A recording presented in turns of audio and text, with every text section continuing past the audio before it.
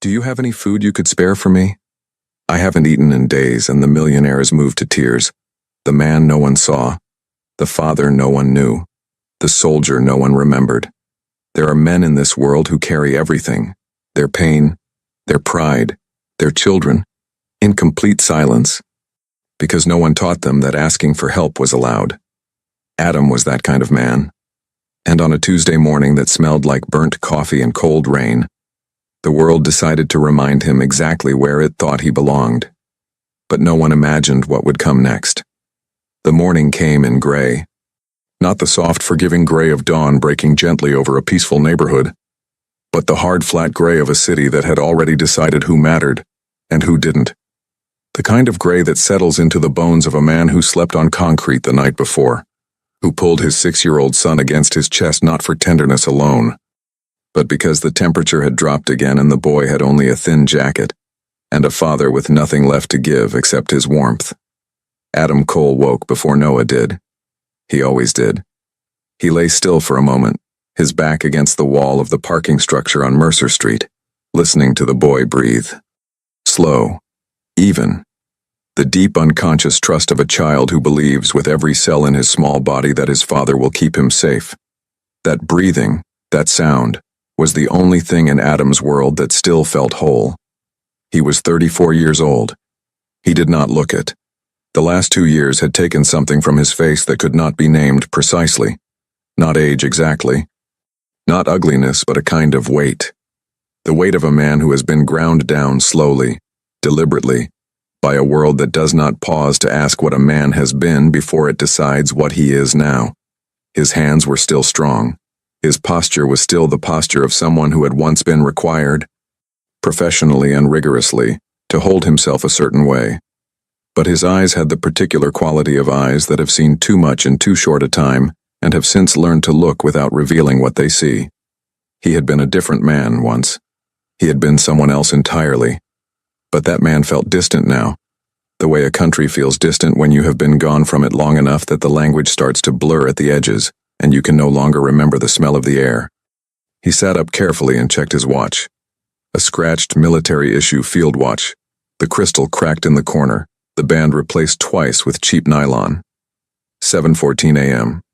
He had been awake for most of the night, not from fear exactly, from thinking, from the low, grinding calculation of a man trying to stretch nothing into something.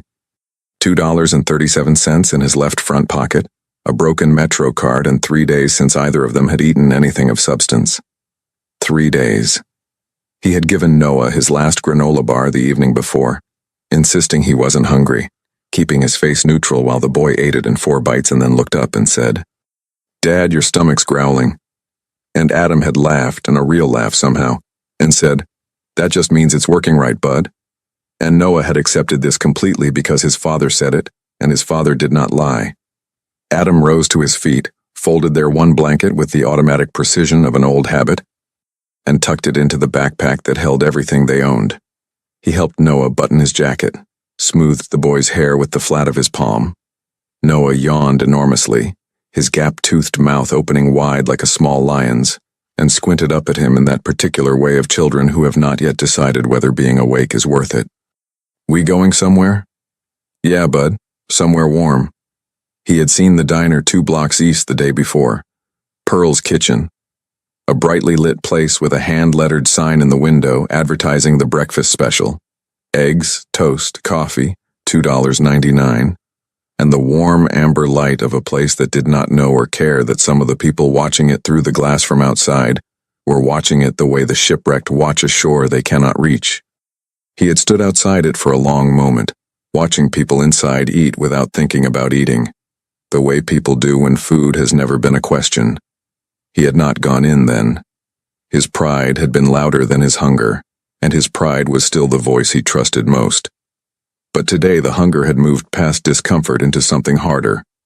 A low, relentless pain that he recognized from his time in other places as the body beginning to negotiate with itself in terms that grow less generous by the hour. And Noah's face that morning, the slight hollowness under the boy's eyes, the faint shadows that had no business being there at 6 years old, had made the pride feel like a luxury he could not justify keeping. He was not going to beg. He had told himself that 100 times in the last year. He was a man who worked, who earned, who provided. But there are moments in a man's life when the line between pride and selfishness becomes uncomfortably thin, and he was standing on that line now, and the boy's hand in his was warmer than the morning air. The diner was busy. The smell of bacon and coffee and warm toast hit them at the door like something physical. Not cruel, just indifferent to the fact that some people walk into that smell with money, and some walk in with nothing, and both are equally aware of the difference. Adam stood at the counter. 2 employees behind it, a young man with a wireless earpiece scrolling his phone, and a woman refilling coffee carafes without looking up. He waited. Neither of them looked at him. He cleared his throat. "Excuse me." The young man looked up.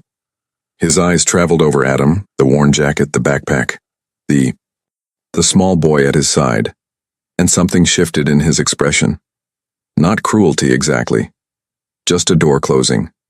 The quiet, practiced dismissal of someone who has decided before the words are spoken that this particular conversation is not one he is required to have.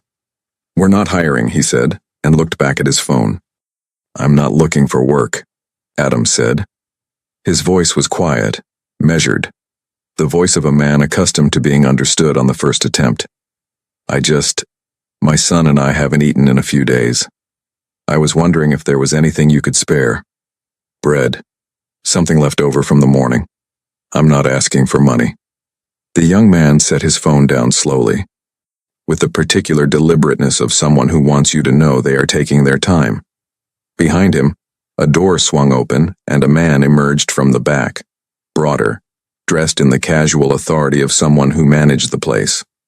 40-something, well-fed, wearing a collared shirt and the expression of a man who had long ago made his peace with the idea that the world sorts people correctly, and his position near the top of that sorting was simply the natural order of things. "Is there a problem?" the manager said. "No problem. I just asked—" "I heard what you asked." The manager came to the counter. He looked at Adam the way some men look at something they are deciding whether to step over or step on, with a dispassion that is somehow worse than active contempt, because it contains no recognition of the other person as someone capable of being damaged. This is a place of business. We serve paying customers. I understand that. I was just hoping. You were hoping what? To beg? He said the word loudly, deliberately. A performance, not a question. Several customers at nearby tables turned. One of the kitchen staff, visible through the pass-through window, said something to another, and both of them smiled. A woman at the counter looked into her coffee cup with the particular expression of someone who is embarrassed on behalf of a stranger, but has decided that embarrassment is not a reason to act. The young employee's mouth twitched. "I'd like you to leave," the manager said, "before I make a call." Adam did not move immediately. He stood completely still, his right hand resting on Noah's shoulder, his jaw set, his eyes level and completely clear. He had stood in rooms where the temperature of the air meant something operational and consequential, where the cost of showing what you felt was measured in things considerably worse than embarrassment. He had learned in those rooms how to go somewhere quiet inside yourself while your body stayed present and your face stayed neutral and your hands stayed still. But then Noah looked up at him, and in the boy's eyes, not fear, not shame, but something that cut deeper than either. A question. The first small fracture in the faith of a child who has never once seen his father fail to handle what comes. Adam held that gaze for exactly 1 second. Then he turned to go. That was when he heard a chair move. Quietly. Deliberately. The sound of someone standing with purpose rather than haste. He did not turn around yet.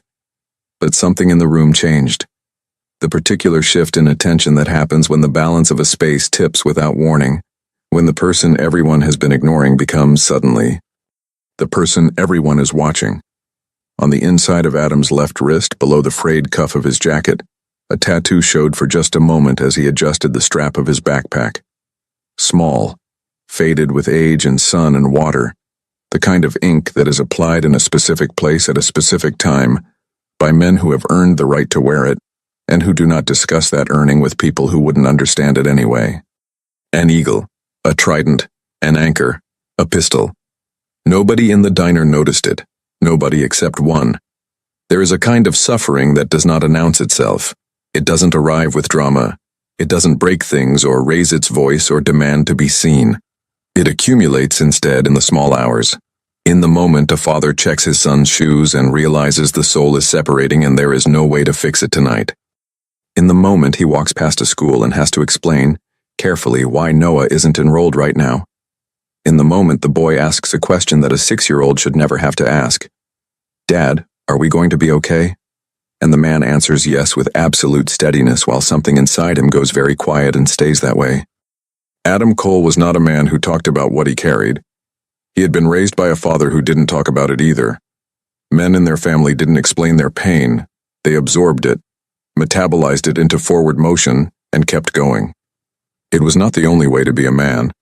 Adam understood this intellectually, had even come to believe it in the abstract, but it was the only way he knew how to be himself. Silence had its costs. He knew that too. But it also had its uses. Silence had kept him operational in places where operational mattered enormously, and sentiment was a distraction that got people killed. Silence had kept him from becoming the kind of man who lets what's broken inside him break things outside of him. He had never raised his voice at Noah, not once in 6 years. Through the leaving of his wife, through the loss of the job, through the apartment and the shelter that wouldn't take a man with a child past the age of 5. Through all of it, he had never let the boy see him break. He was not sure whether this was a form of strength or a form of pride, or something in between the two that he hadn't found a name for yet. But he knew it mattered. He knew, the way he knew very few things with complete certainty, that the face a father shows his child in the hardest moments is the face the child carries for the rest of his life. He intended to give Noah a face worth carrying. After the diner, he walked them to Riverside Park. Not close, but he needed to move, and Noah needed space, and the park had benches in the weak morning sun and a public bathroom where he could clean them up properly. He washed Noah's face and hands with cold water and paper towels, combing the boy's hair with his fingers the way his own mother had once combed his. And Noah stood through all of it with the patient stillness of a child who has learned to read his father's hands as language. Steady hands, meaning the world is under control, meaning this is manageable, meaning we are okay. Adam made sure his hands were steady. "Those guys were rude," Noah said while Adam straightened his collar. "Sometimes people are. Were they always like that, or did something make them that way?" Adam paused. He looked at his son, 6 years old, gap-toothed and serious, his small brow furrowed in the way it always furrowed when he was working something out rather than just filling silence.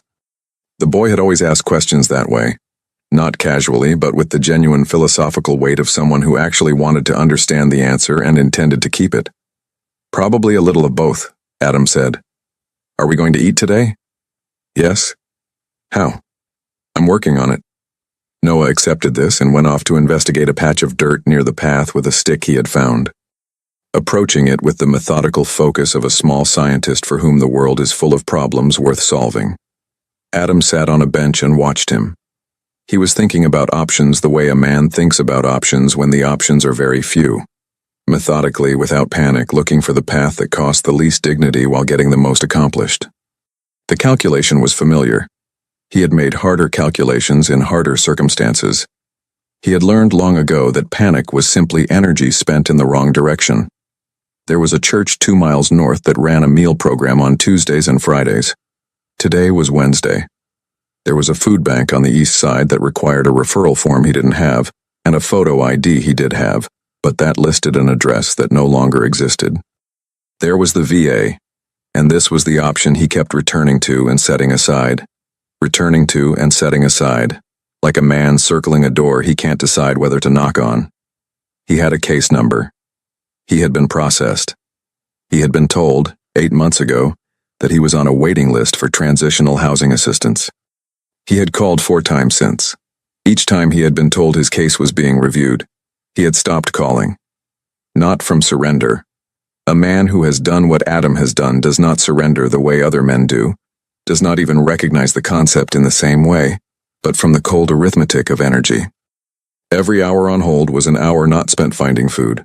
Every transferred call was effort that could have been spent watching Noah or walking to the next possibility, or simply staying warm. He had made his choice. He did not regret it. He simply noted it, the way he noted most things, as information relevant to planning, to be filed and used when it became useful again. He watched Noah from the bench.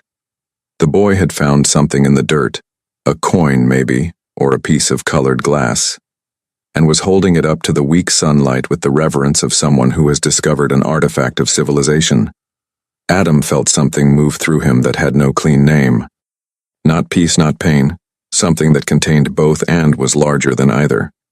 The specific, almost unbearable quality of loving something completely and being unable to protect it completely at the same time. He had been told, once, by a man he respected enormously, that this was what it meant to be a father. That the love and the terror were not separate things, that you did not get one without the other. He had not believed it then. He believed it entirely now. Across the park, a woman sat on a bench with a coffee cup and an open laptop, and she was looking at him. He registered this with the peripheral, automatic attentiveness of old training, the way you register changes in a room without appearing to look directly at them. She had been there when they arrived. She had not been watching then. She was watching now. He did not think much of it at first. People looked at them.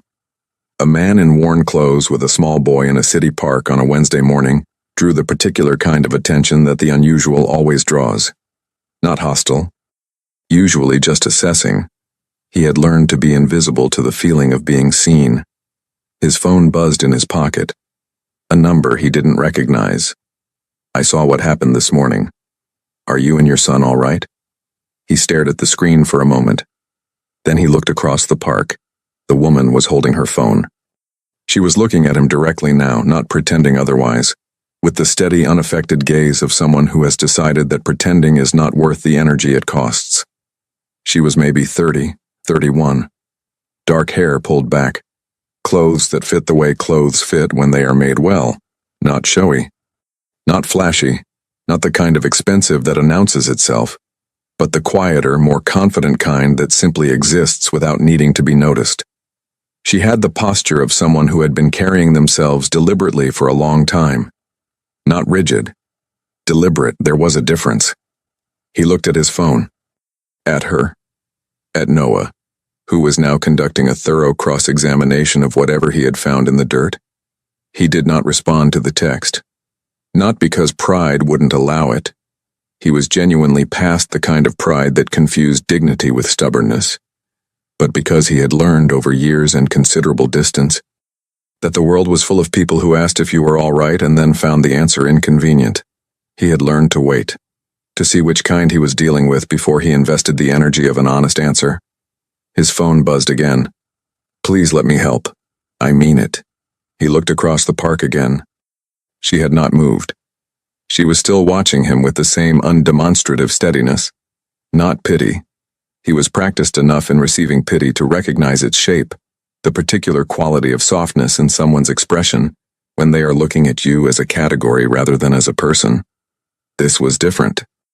This had the texture of recognition, of someone seeing a thing correctly without the film of assumption distorting the image. He did not know why he noticed that.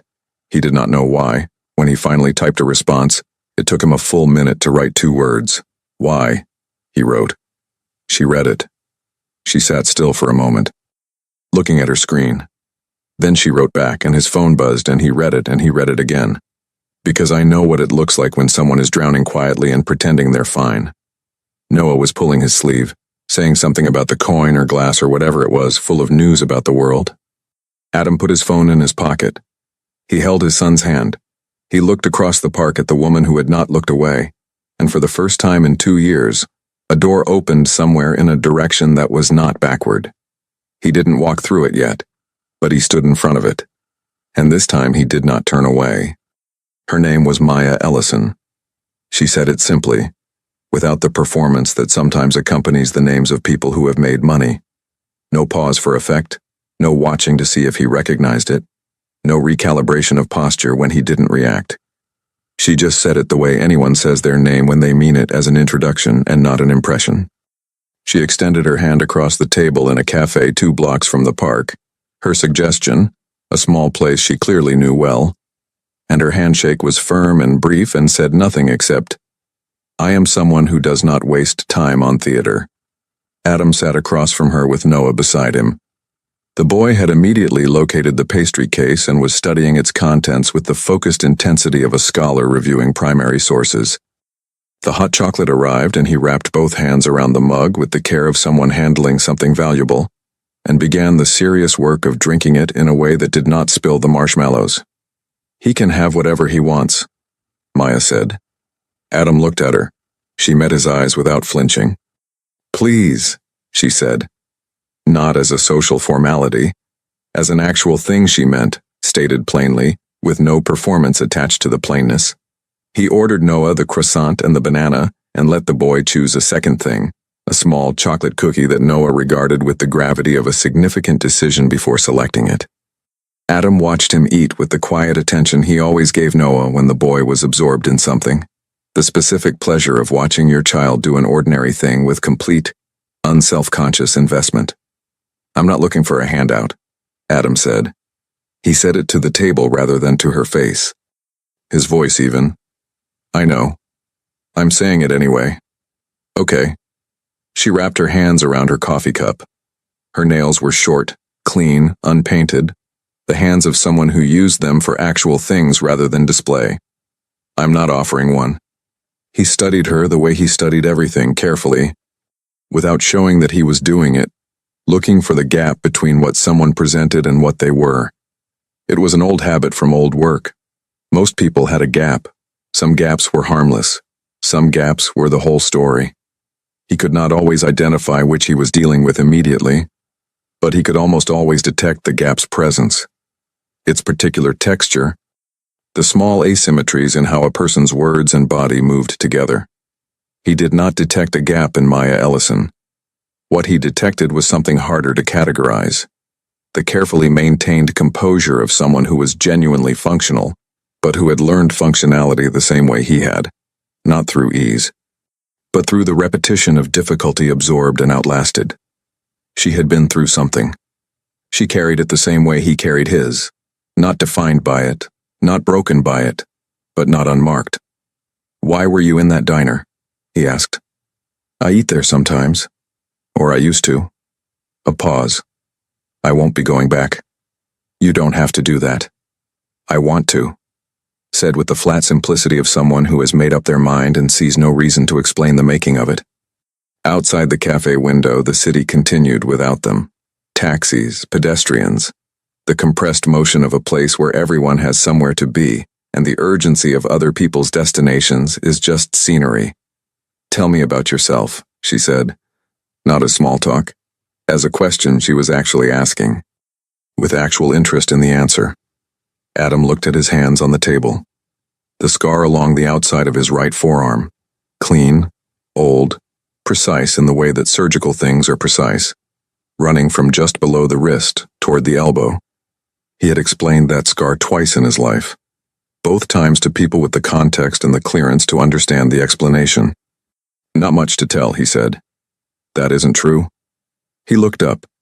She was watching him with the same steadiness she had shown across the park. Direct, undemonstrative, asking nothing from him except honesty. "I saw your wrist," she said quietly. "In the diner, before I stood up." He said nothing. He kept his face where he kept it. "My father had one," she said. "Different unit. Same idea. Same branch." Something shifted in Adam's posture, almost imperceptible, a fraction of an inch, the kind of adjustment that happens below the level of conscious decision in response to information that registers before the thinking mind can evaluate it. A lowering, a small reduction in the distance he maintained between himself and the conversation. "He was Navy," Adam said. "Retired Master Chief. He died 4 years ago." "I'm sorry." "He was a hard man," she said. And then, after a pause that contained something she had been carrying for a long time, "He was a good man." Noah had finished the croissant and was working on the banana. He looked up at Maya with the open, assessing gaze of a child who has not yet learned to disguise his evaluations. "This hot chocolate has little marshmallows," he said. as though delivering a finding of some importance. I know, Maya said. It's the best part. Noah considered this and nodded slowly as if something had been confirmed. Adam watched her watch his son. He was still looking for the gap. He was not finding it. What he was finding instead, in the careful attentiveness with which she watched Noah. Not the performative softness that some adults display around children as a way of displaying their own capacity for softness, but a genuine quiet interest, was something that made him revise several of the preliminary assessments he had made in the last 10 minutes. What do you do? He said. I run a company. She paused. Supply chain technology. We help logistics networks not collapse. Almost a smile. It's a strange thing to say out loud, but that's essentially what it is. You built it yourself? After my father died and I sold the house and I needed something to do besides feel terrible. She said it with the matter-of-fact directness of someone who has made peace with the facts by not dressing them up. Before that, I worked in government. International relations, the kind where that word means something more complicated than it sounds. He understood what that meant. He said nothing, but something in his expression must have shifted, because she tilted her head slightly.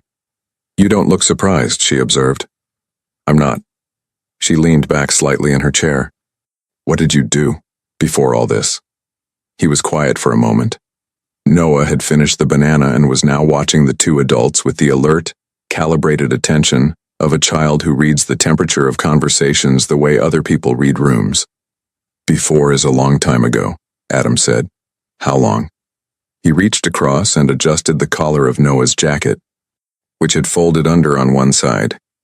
Noah leaned into the adjustment automatically, a reflex built from 1,000 repetitions of being taken care of in small ways by these particular hands. Adam smoothed it down. His sleeve pulled back, and the tattoo was visible again. The eagle, the trident, the anchor. The pistol. Small, precise, faded, private. Maya looked at it for 1 second, then at his face. I was somewhere else, Adam said. Doing something else. For a long time. How long? 8 years active. 2 more before the transition out. She held his gaze. She did not press for specifics. That restraint, the restraint of someone who knows when a door is closed and respects the door, told him something specific and significant about her. Most people, when they sense that someone has a story worth hearing, lean in harder. They mistake interest for entitlement. She did not do this. She simply absorbed what was offered and waited. I have a property in this neighborhood, she said after a moment. Her voice shifted register, still warm, but cleaner, more transactional, the voice of someone switching from one mode to another with conscious intentionality. A building, 2nd floor apartment, heat, water, electricity all connected. It's been sitting empty while I figured out the renovation plan. The unit needs cosmetic work, things I was going to hire someone to do. Adam looked at her. I'm not offering charity, she said clearly. I'm offering a job and a place to live while it gets done. Market rate for the labor, the apartment at no cost for the duration. That is a business arrangement, not a favor. She met his eyes. You would not owe me anything except the work. The cafe hummed around them. Steam, low conversation. The ambient sound of a warm place full of people conducting the small ordinary transactions of lives that had not gone sideways.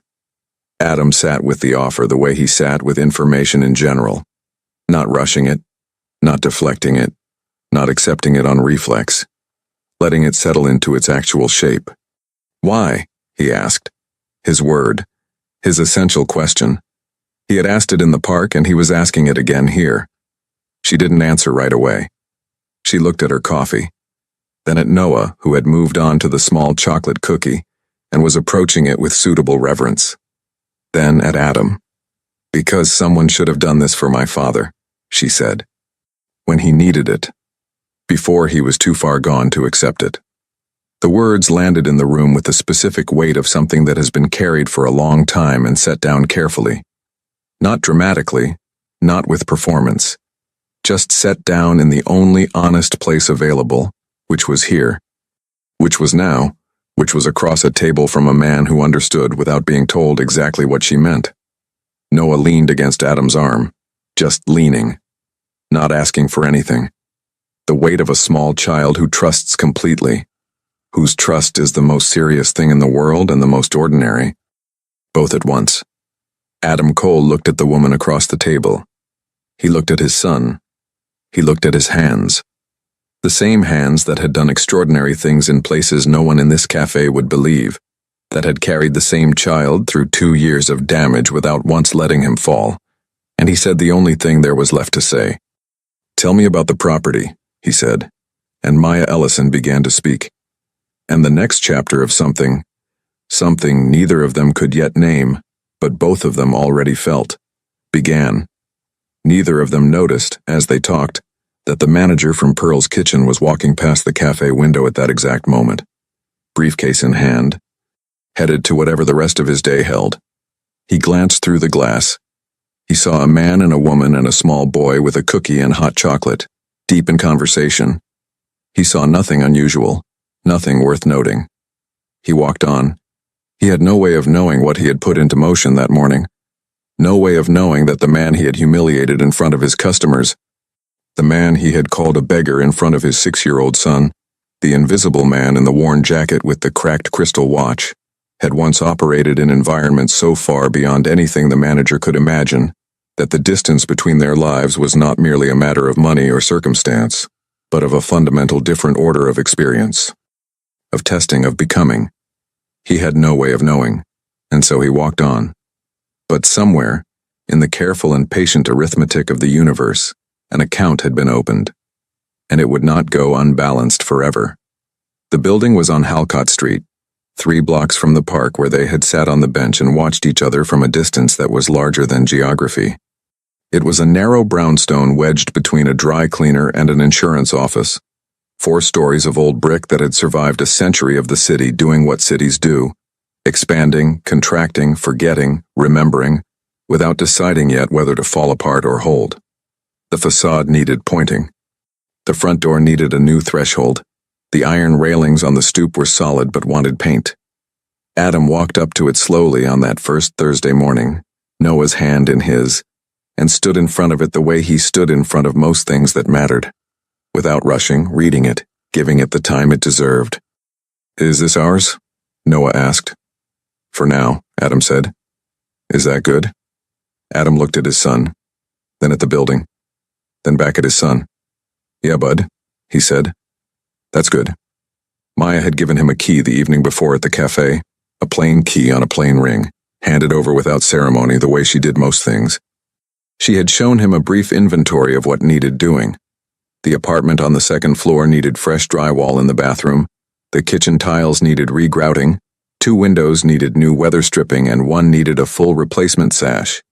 The 3rd floor unit needed the subfloor repaired in the back bedroom, and the ceiling in the front room had a water stain from a leak already fixed but never addressed cosmetically. The 4th floor was storage. The ground floor had been a small commercial space and was currently empty. She had given him a list, a budget in writing, and a number to call for supplies. She had not hovered. She had not offered advice he hadn't asked for. She had said, "Take your time and do it right." And then she had stood up, left a 20 on the table for the coffees, and walked out of the cafe the way she had arrived, with purpose, without theater, leaving the air in the room somehow cleaner than before. Adam had not slept easily that first night. Not from anxiety, or not only from anxiety. He had lain awake in the 2nd floor apartment, on a sleeping bag Maya had left folded on the kitchen counter with a note that said simply, "Until the bed arrives tomorrow," and he had listened to the building breathe around him. Old buildings breathe. They have the particular language of wood and pipe and settling stone, and if you are quiet enough and have the patience to listen, they will tell you what they need. He had always been good at listening to things that didn't use words. It was one of the skills that had served him best in the life he'd lived before this one.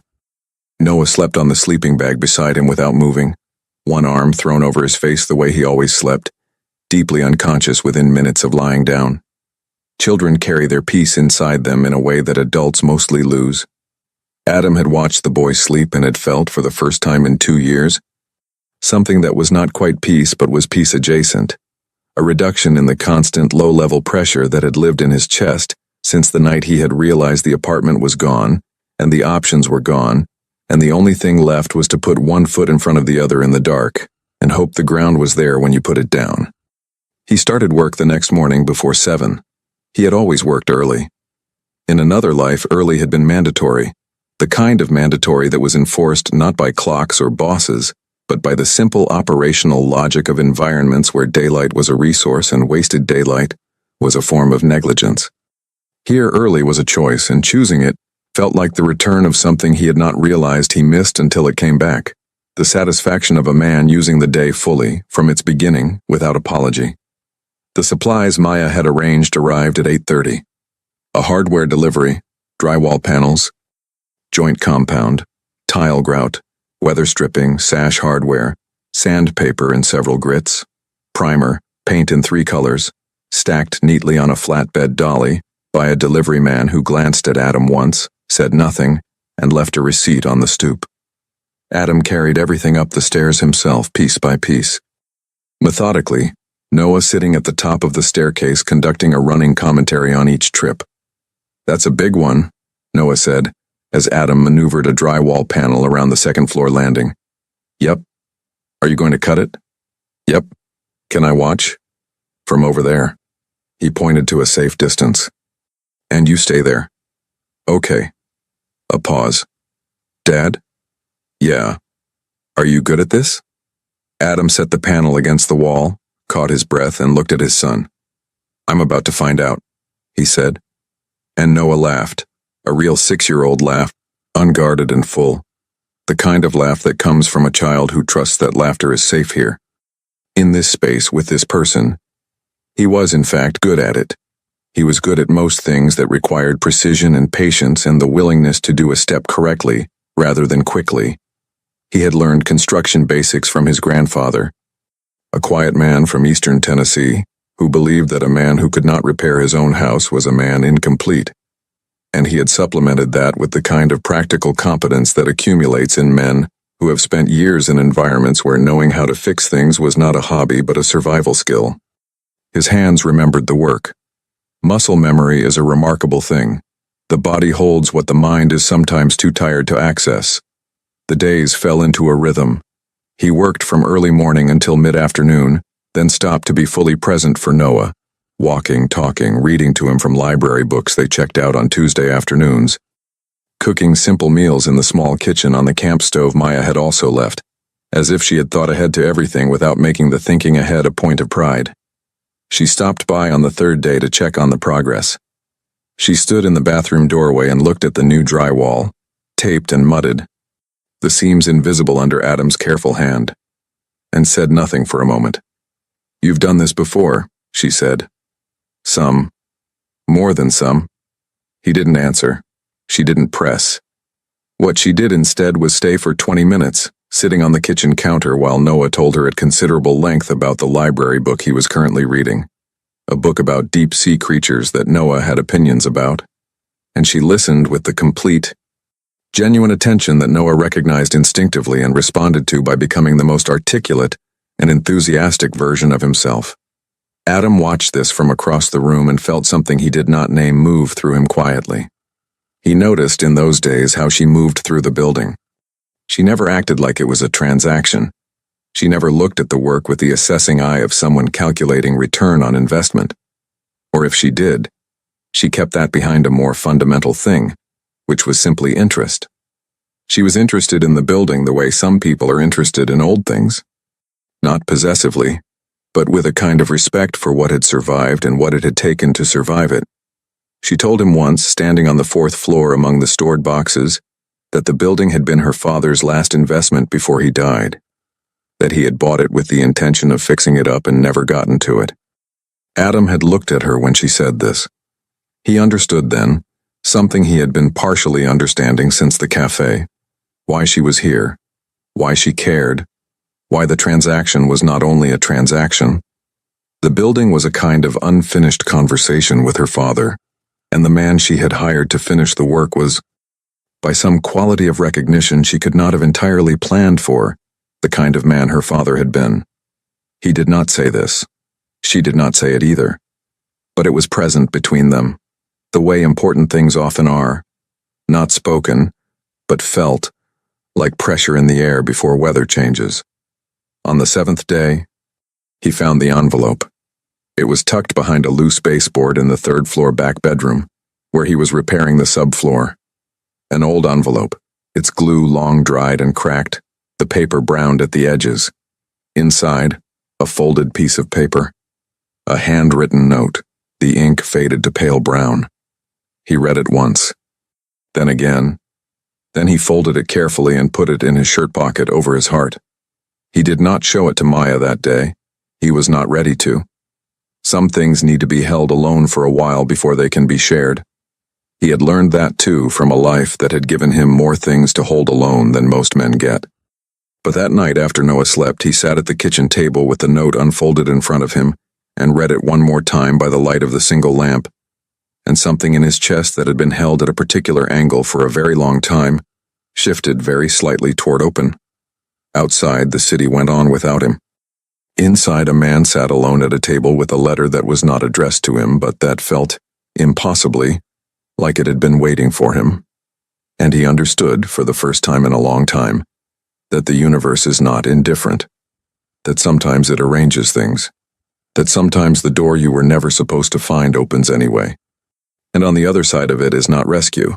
Rescue is too simple a word, but something more complicated and more real. Something like the beginning of being known. It was Maya who asked first. Not because she had been waiting for the right moment. She was not the kind of person who staged moments. But because on the 11th day she arrived at the building to find Adam on the third-floor landing, sitting against the wall with the look of a man who has been somewhere else for a while and is only partially back. She had seen that look before. She had seen it on her father's face 100 times and had never known what to do with it. She sat down on the floor beside him without asking permission, which was the right instinct, and they sat in silence for a moment the way two people sit when the silence between them has become a thing of its own, rather than an absence of conversation. "You were a SEAL," she said. Not a question. He looked at the floor. "Yes." "How long?" 8 years active. 2 attached to a joint task force after that. She absorbed this. "Where?" "Multiple theaters." A pause. "Iraq first, then Afghanistan, then places that don't have names you'd recognize from the news. Because they were classified. Because they weren't supposed to be happening." She was quiet for a moment. Outside the window at the end of the hall, the city moved in its usual indifferent way. A bus, a dog being walked, the ordinary machinery of a world that goes on regardless of what happens inside the people moving through it. "Why did you leave?" she asked. He took a breath.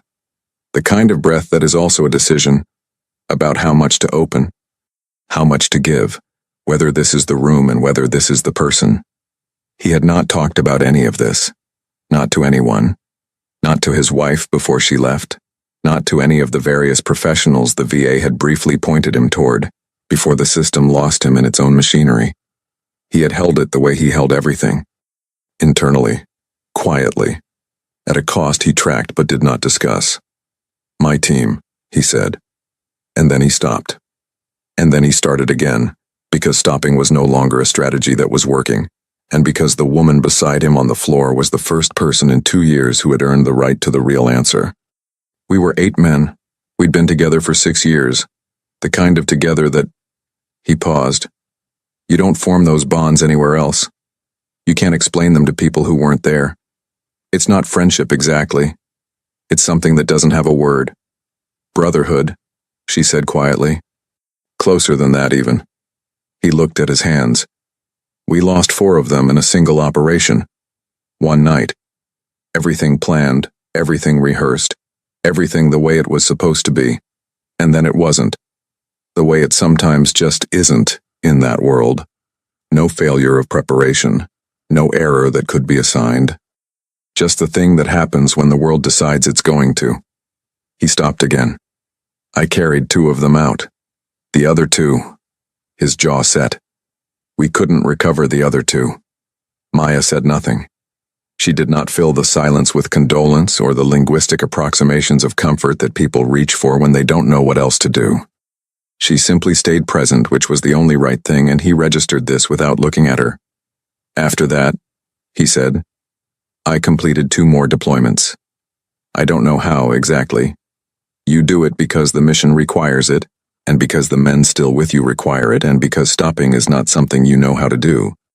And then one day you realize you've been running on something other than yourself for a long time, and that thing is running out. And the only honest thing left to do is stop. He exhaled slowly. I requested separation, honorable discharge, full recommendation from my commander. And then I came back to a country that... He paused, choosing words carefully. That didn't know what to do with me, and eventually I didn't know what to do with me either. And your wife? She married someone who was good at being home, he said simply. I was not that person. Not then. Maybe not now. I don't know. A pause. She's not a bad person. We were just 2 people who wanted different things from each other than we were able to give. And Noah? For the first time, something genuinely warm moved through his face.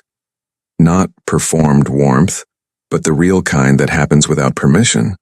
The kind that comes from a place too deep to manage. Noah is the reason the running on nothing worked as long as it did, he said. He is the reason I get up. He glanced at Maya. He thinks I hung the moon. A brief, complicated, almost smile. Which is the most useful delusion a man in my position can be operating under. It's not a delusion, Maya said. He hasn't seen enough yet to know better. Or he's seen exactly enough to know precisely right. Adam was quiet. He turned his head and looked at her. Really looked at her. The way he had been carefully not doing in a full way since the cafe. The way you don't look directly at something if you're not yet sure you're ready for what you'll see. She held his gaze without performing anything. She was just there, steady, clear-eyed, unflinching in the way of someone who has looked at hard things long enough to stop being afraid of them. There's something I need to show you, he said. He reached into his shirt pocket and took out the folded envelope. He held it for a moment, then extended it to her. She took it without a word, unfolded it carefully, and read. He watched her face as she read. He watched the particular stillness that came over it. Not shock, not grief exactly, but the deeper thing that sits beneath both of those. The thing that comes when the world hands you a piece of information that rearranges something fundamental, and you have to hold very still while the rearranging happens. The note was in her father's handwriting. She knew it immediately. She would have known it anywhere. The particular forward lean of his letters, the way he pressed hard on the pen as if he wanted the words to go through the page and stay there permanently. It was dated 14 months before he died. It was addressed to no one. It was the kind of note a man writes when he has something to say and no one in his life he knows how to say it to. So he says it to the wall or the room or the old building he bought with the intention of making it into something and never got around to it. It said, I have not been easy to know. I know this. I was trained for a long time to be hard, and I was good at it, and the world rewarded me for it, and by the time I understood the cost, I had already paid most of it.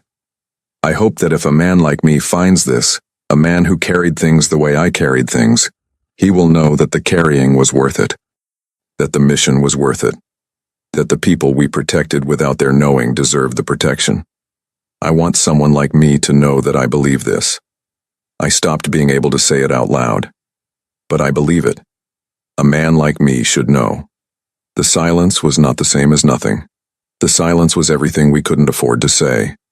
And it mattered. Maya sat with the letter in her hands for a long time. Adam did not rush her. He sat beside her on the floor of the building her father had bought and never fixed and given to her as the last act of a man who didn't know how to say what he meant but kept trying anyway in the currency available to him. Property. Provision. Things left behind. When she finally looked up, her eyes were clear. Not tearless. There were tears, but clear in the way of someone who has looked at a thing fully and is not afraid of what looking at it fully costs. He was talking about himself, she said. I know. But he was also talking about you. Adam said nothing. He would have liked you, she said. He would have respected you enormously and probably said approximately none of that to your face. Something that was almost a laugh and almost a sob occupied the same breath. He was exactly like that. I know that kind of man, Adam said quietly. I know you do. She folded the letter carefully and handed it back to him. Keep it. It's yours. He left the building to me, she said. He left the letter to whoever needed it. That's you. She met his eyes. Keep it. He took it. He folded it. He put it back in his shirt pocket, over his heart, where it had been. And neither of them said anything for a while because there was nothing left to say that the silence wasn't already saying better. And they were both, in their own ways, people who understood that the silence was not nothing. The silence was everything they couldn't afford to say. And it mattered. Downstairs, Noah was building something out of scrap wood offcuts Adam had let him keep. He didn't know what it was yet. He was working it out as he went, fitting pieces together, turning them over, trying combinations with the serious experimental focus of a child for whom the making of a thing is its own complete purpose, regardless of what the thing turns out to be. He looked up once at the ceiling, toward the sound of the two adults sitting on the floor above him. Then he went back to his building. He was, in his small and complete way, completely unworried. His father was up there. His father had it handled. That was all he needed to know, and it was, for a 6-year-old boy who had learned to read the world through the steadiness of one man's hands, more than enough. The renovation took 6 weeks. 6 weeks of early mornings and honest work and the specific satisfaction of a man who is good at something, using that goodness in a way that leaves a visible mark on the world. Floors repaired, walls smooth, windows sealed against the cold, the old building rebuilt room by room from its damage into something that could stand for another 100 years without apology.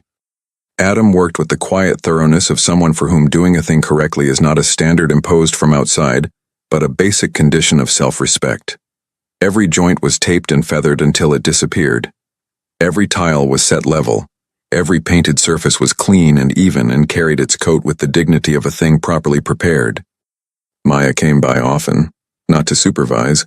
She was constitutionally unsuited to the kind of involvement that hovered, but because the building had begun to feel like a place she wanted to be, which was not something she had expected and did not try to manage. She brought coffee in the mornings and stayed longer than she planned and talked with Noah, and occasionally handed Adam a tool he was reaching for without being asked, which was a small thing and was also somehow not a small thing at all. There were afternoons when the three of them ate lunch together in the half-finished kitchen, simple food, paper plates, the radio playing something low, and it felt in the way that certain ordinary moments feel when you have been living outside of ordinary for long enough. Almost unbearably good. She did not offer more than she had offered. He did not ask for more than he'd accepted. But something was building between them that was not the building. Quieter than it, and more complicated and constructed, if it was being constructed at all entirely without blueprints, entirely without the safety of a plan that told you where the load-bearing walls were. On the 38th day, 2 things happened. The first, Maya's attorney called to inform her that the property assessor had come through, and the building, now renovated and fully certified, had appraised at $420,000 above its purchase price. She told Adam this with the careful neutrality of someone who understood that money, stated baldly, can flatten the things around it. I want to adjust your compensation, she said. Significantly. He started to object. She held up one hand, not impatiently, just firmly. You did this, she said. You did it right. This is what right costs. He accepted it. Not easily. But he accepted it, because dignity was not the same as refusing everything, and because Noah needed a school, and a doctor, and a pair of shoes with both soles intact, and because the letter in his shirt pocket had said something about the silence being everything. And sometimes accepting what someone offers in good faith is the only honest response to good faith. The second thing that happened on the 38th day was this. The manager from Pearl's Kitchen walked into the building. He was not there for any dramatic reason. He was there because he was the landlord of the dry cleaner next door. And he had a quarterly walkthrough of the adjacent properties, and the building on Halcutt had been empty for months, and he had grown accustomed to walking past it without it registering as anything except a gap. He saw the lights on.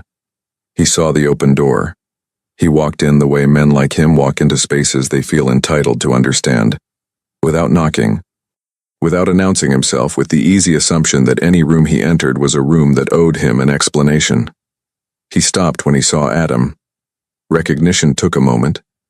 Adam was in work clothes, clean but worn, his sleeves rolled to the elbow, a level in his hand, standing in the ground floor commercial space that he had been finishing that week. He looked different than he had in the diner, not because he had changed, he had not changed, but because the context had. Because a man standing in a room he has repaired with his own hands occupies that room differently than a man standing at a counter asking for bread. He occupies it with the particular authority of someone who has made something real. The manager opened his mouth. He was going to say something about the property or the work or who had authorized it, the usual lines of a man re-establishing territory. He got as far as "is someone" before Maya came down the stairs. She was carrying a coffee thermos and a folder of documents, and she stopped 3 steps from the bottom when she saw him. She knew him, not personally, but she knew his name, because he had called her attorney's office twice in the last month with inquiries about the property's ownership, and her attorney had briefed her on both calls, and she had noted his name with the particular attentiveness she gave to information that might become relevant later. "Mr. Hargrove," she said, pleasantly, completely in control of the room. He looked at her. His expression recalibrated rapidly. She was clearly someone, clearly the person with authority here, clearly not the kind of woman you spoke to in the tone you'd been about to use. "Ms." He looked at the folder in her hand. "I didn't realize, I had no idea this property was under renovation. I saw the lights and—" "This is a private property," Maya said. "I'd ask that you knock in the future." Of course, I apologize." He was looking at Adam now with the uncertain expression of a man trying to reconcile 2 separate files in his memory and not quite managing it. "I think I may have. Have we met?" Adam looked at him. His face was entirely neutral. Not cold, not heated. Simply present. The way a mountain is present, which is without opinion about the weather that moves across it. He let the silence run for exactly 3 seconds longer than comfort allowed. "I don't think so," he said. It was a gift. Not given from weakness or from the desire to avoid conflict. Adam Cole had never in his life avoided a conflict worth having. It was given from the high ground of a man who understood that humiliating someone back is the smaller move, and he was not a small man. He let Hargrove go without recognition. He let him walk back out through the door with his dignity nominally intact, because intact dignity is worth more to the person offering it than it costs them. And Adam had lived his entire adult life by the principle that character is demonstrated by what you do, when the easier thing would be something else. Hargrove left. The door closed behind him. Maya looked at Adam. Adam looked at the wall he had been leveling. He picked up the level and held it against the surface. The bubble centered perfectly. "You recognized him," she said. "Yes." "From the diner?" "Yes." She was quiet for a moment. "You could have." "I know. Why didn't you?" He set the level down and looked at her. "Because Noah was upstairs," he said. "And what I want him to learn about how a man handles his enemies is not what Hargrove deserved. It's what Noah deserves to see." Maya looked at him for a long time. Then she walked over to the folding table they used as a workbench, set the coffee thermos down, and poured him a cup without asking whether he wanted one. She set it beside him and went back to her folder. And that was all. And it was, somehow, everything. 3 months after the day at the diner, Adam Cole was no longer invisible. Not because the world had changed. The world does not change its fundamental nature on behalf of individual men. Regardless of their merit, regardless of their service, regardless of what they have carried in silence for years without complaint. The world remained what it had always been. Indifferent to most things, and generous to fewer than it should be. But a man does not need the world to see him. He needs 1 or 2 people to see him clearly, and for those people to reflect back to him what they see, and for him to be brave enough to accept that reflection as real. Maya had offered him a permanent position managing the renovation of 2 additional properties she was acquiring in the neighborhood. Not charity. A contract with terms and a salary that was specific and fair and written down. He had read it carefully, asked 2 questions, and signed it on the kitchen table of the Halcott Street apartment with Noah sitting across from him eating cereal, completely unaware that anything significant was happening, and therefore providing exactly the right atmosphere for something significant to happen. Noah was enrolled in school, a public school 4 blocks away, in a 2nd grade class with a teacher who had sent home a note after the first week saying that Noah was one of the most thoughtful and careful listeners she had ever taught, which Adam had read 3 times standing at the kitchen counter and then folded and put in his shirt pocket. Next to the other letter, next to the one that said the silence was everything, he was sleeping in a bed now. An actual bed, with a frame and a headboard, purchased second-hand but solid, placed in the bedroom he had repaired himself. He lay in it at night and listened to the building and felt, underneath the still-present awareness of everything that could still go wrong, because a man who has been through what Adam had been through does not simply stop knowing that things can go wrong. He simply learns to hold that knowledge alongside the other things. He felt something else, something he identified carefully and with the reluctance of someone who knows what it costs to name a fragile thing too soon. He felt like himself, not the self he had been before. That self was gone, and he did not mourn it, because the self before had not yet been tempered by what came after, and the self after was more real, even if it was harder to carry. He felt like the self he was becoming, like a man in the middle of becoming something, which is the most honest and the most uncomfortable place a person can be, and also the only place where real things actually happen. On a Saturday morning in November, 4 months after the diner, Noah asked his father a question while they were walking to the park. "Dad," he said, "are you happy?" Adam looked down at him. The boy was wearing new shoes, both soles intact, and a jacket that fit, and he had a gap where a tooth had recently and dramatically departed, and he was looking up at his father with the complete and total attention of a child who has asked a real question and wants a real answer. Adam thought about the question seriously. He owed the boy that. "I'm getting there," he said. Noah considered this. "Is that good?" "It's honest," Adam said. "Which is better?" Noah nodded slowly. "Maya's nice," he said, after a moment, with the casual, devastating perceptiveness of a 6-year-old boy who has been paying attention to everything and has decided now is the moment to deploy what he has observed. "She is," Adam said. "She laughs at your jokes." "I don't make jokes." "You do sometimes, small ones." Noah kicked a leaf. "She notices them. She smiles when she notices them. She thinks you don't see her smiling." Adam looked at his son. His son looked at the path ahead of them with perfect innocence. "You notice a lot of things," Adam said. "You taught me to," Noah said simply. And Adam had no answer to that. He took his son's hand and they walked on through the November morning, and the city went on around them. And somewhere in the building on Halcott Street, a woman was reading contracts and drinking coffee and thinking about things she hadn't decided yet how to say. And the letter in Adam's shirt pocket was still there, over his heart, where the words could stay close to the thing they were about. The silence was not nothing. It never had been. It was everything they were still learning, slowly, together, to say. The manager of Pearl's Kitchen drove past the building on Halcott Street on his way home one evening in December. He noticed the light in the windows. He noticed the freshly painted facade, the new ironwork on the stoop, the small hand-lettered sign by the door that said Halcott Street Properties, A. Cole, Site Manager. He did not slow down. He had no reason to connect the name on the sign with the man from the diner. People like the man from the diner, in his experience, did not end up on signs. They ended up somewhere else, somewhere he did not think about, because thinking about it was uncomfortable in a way he preferred to avoid. He drove on. He went home. He ate dinner. And the man on the sign put his son to bed, read him 2 pages of a book about deep-sea creatures, smoothed his hair in the dark with the flat of his palm, and sat for a while in the quiet of an apartment he had repaired with his own hands, in a building that had belonged to a man who understood him without knowing him, in a city that had tried to make him invisible and had failed. He was not the richest man in that building. He was not the most powerful. He was not the man the world had gone out of its way to honor or acknowledge or notice. He was something rarer than all of those things. He was a good man who had held on, who had carried what was given to him without putting it down, without passing it to his son, without letting it turn him into something smaller than what he was.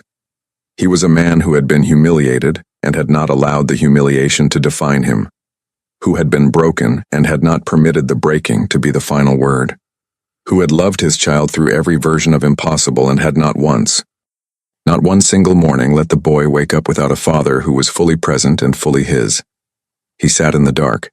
He breathed. He listened to Noah sleep. And outside, the city did what cities always do.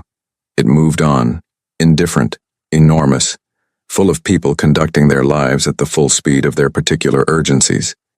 None of them knowing that in a window on Halcott Street a man was sitting in the kind of peace that is not the absence of difficulty, but the presence of something larger than the difficulty, something that holds when everything else is let go. Honor holds. Love holds. The things worth carrying always do. Some men are never seen by the world, but the world is not the only thing doing the seeing. A child watches. And what a child sees in his father is what he carries for the rest of his life.